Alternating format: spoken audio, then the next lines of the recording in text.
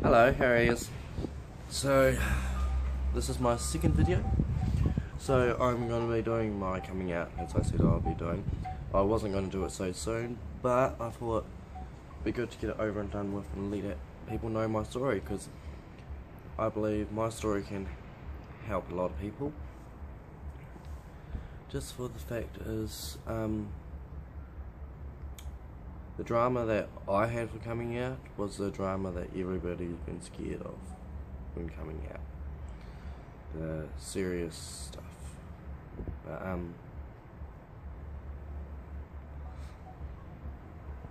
it does affect you a lot if your family's like mine. So, I was brought up as a Jehovah's Witness. Very zealous Jehovah's Witness. My family are fully into it. I used to go out preaching, and a lot was expected of me in the church because I was good at preaching. Whoever I walked down to the street and saw I'd preach to, I was very zealous. But that was because I had to hide who I truly was.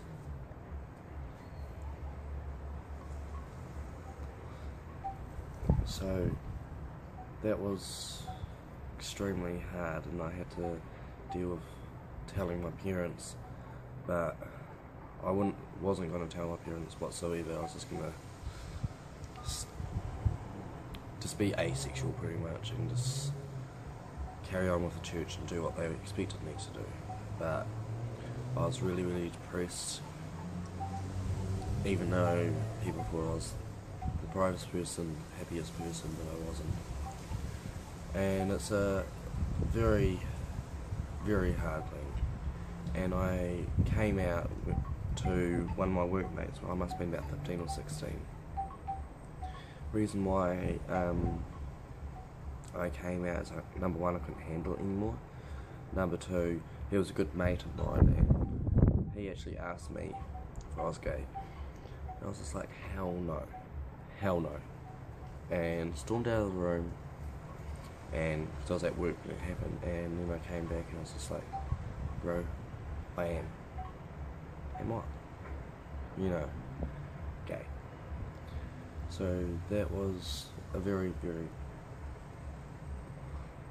hard thing to do. The best thing I've ever done. But once I told one person, I was just like, wow, I feel good, I feel honest, I feel true. So I told all my close friends, my workmates, schoolmates, and even though I got told to people just keep it hush hush, the whole town knew. And because I'm from a small town, only got 4,000 in it, it goes around so quickly.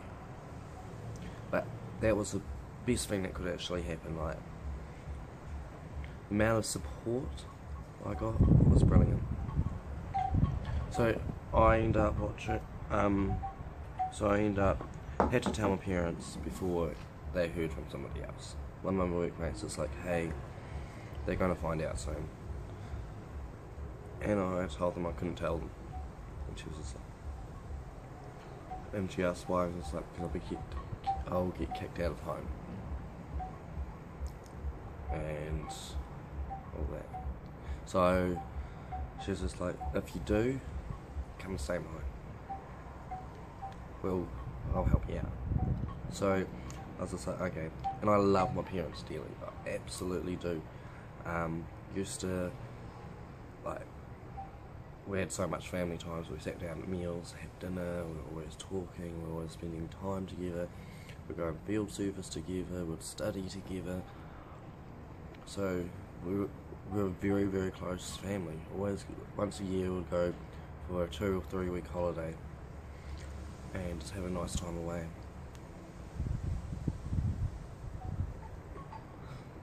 So I sat them down, made them a coffee and told them.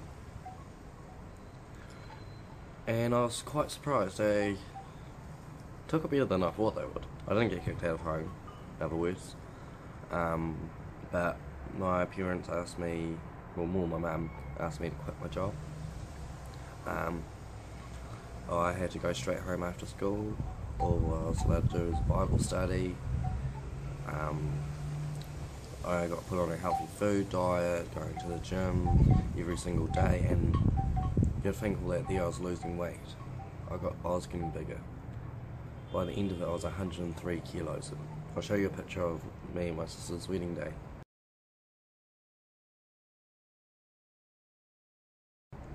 I was massive, 103. And so then I got kicked out. Oh, the church found out 6 months later, and I got disfellowshipped. I was kicked out of the church, and I aren't allowed anything to do with my family. My dad still occasionally talks to me, but my mum, she's only talked to me briefly a couple of times.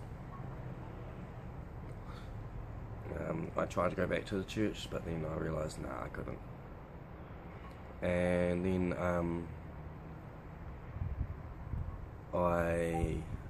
when my auntie passed away, she wasn't in the church, but we were very, very close, so she was just like, I have to talk to you. So she talked to me that day, just that day.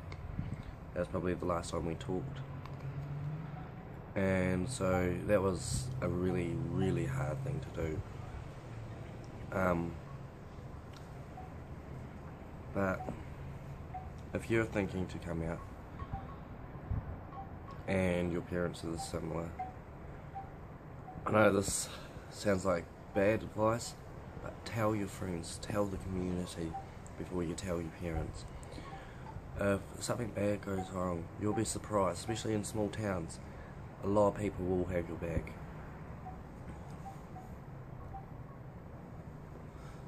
So I had my parents' back.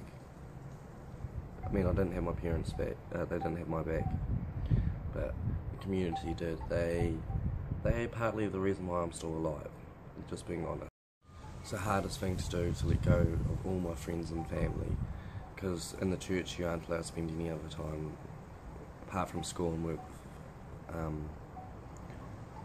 You can't hang out with the people outside of school and work. So that was partly the reason why I had to quit my job.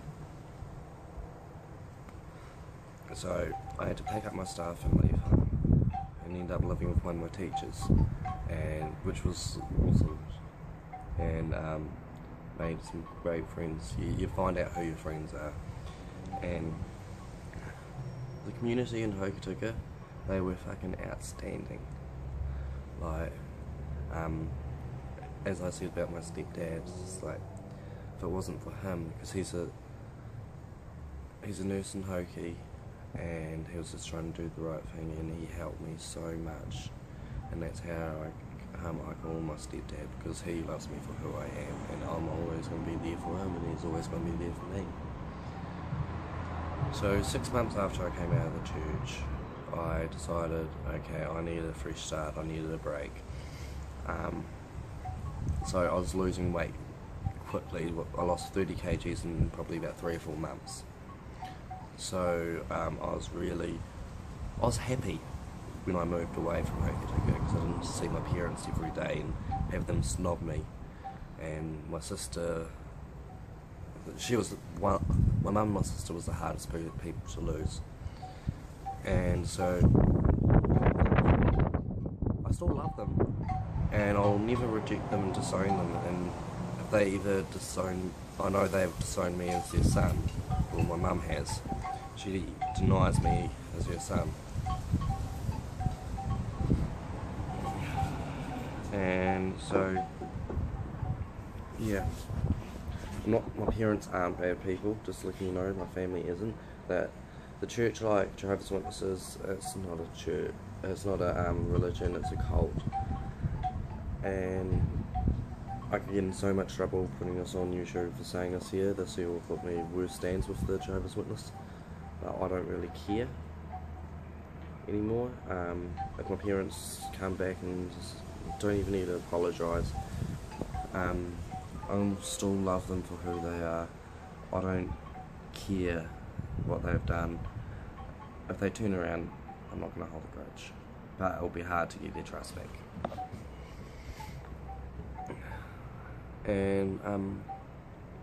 yeah, it's not an easy thing to do, to come out to in a religious family, but you'll have to agree it's the best thing that you'd ever do later on.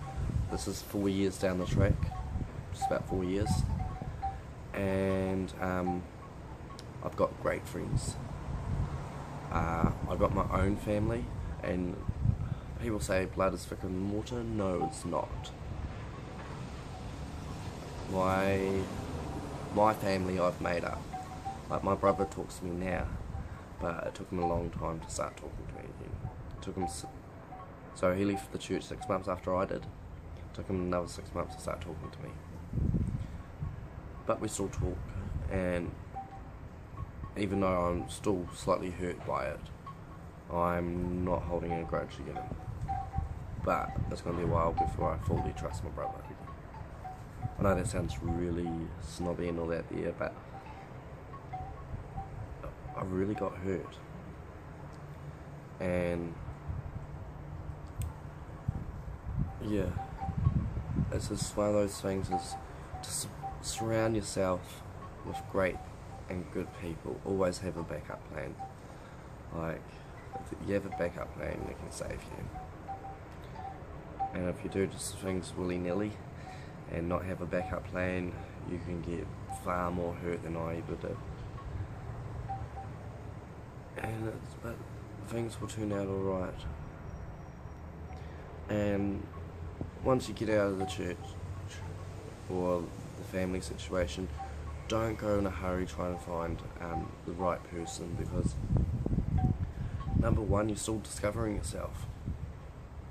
Even though that you know you're gay and you know this about you and you know that about you, you truly still don't know yourself. I still don't truly know myself, and that's alright, that's okay. But I know the basics of myself. I know what ticks, what makes me happy, what makes me sad, when I get nervous, when I am going through depression, because a lot of people go through depression, and I've got depression. And this is a very deep, meaningful thing I'm saying, but it's always good. Always have a backup plan. There's nothing wrong with having a backup plan. And you're going to be loved by somebody dear, and they'll just love you for who you are. Like Richard, my partner, he makes me so happy, and now I could just about say I couldn't live without him. I could, but it would be hard. I love him so much. And I love Nigel. I love my friends. I love my workmates. And this is one great thing about where I work. It makes me happy. My workmates are my friends. They aren't just workmates. They're family to me. As we always say, like, we had a staff party yesterday, and it's the Burrito family. It's not the Burrito workplace, but it's the Burrito family. And they know me back to front, and they know how up and down I am, how low I get, but they don't care about that. They just want to make sure that I'm okay. And we always have fun and have good times. I've got some photos I have to put up of yesterday with our staff party, and yeah. But yeah, everything will be okay. No, it's very down bars, negative, but seriously, it will be the best thing you ever will do. You'll get to know yourself, and that means more than anything. It means more than family. I know that sounds sad and selfish, but your family's got to accept you for who you are, not what you are. Okay, sorry for the deep talk, but I've needed to do this here, not just for myself, but for you guys. Okay, love you guys, and my thoughts are with you, and if you need to talk, just leave a message and I can get my details to you. Okay, catches, love yous, bye.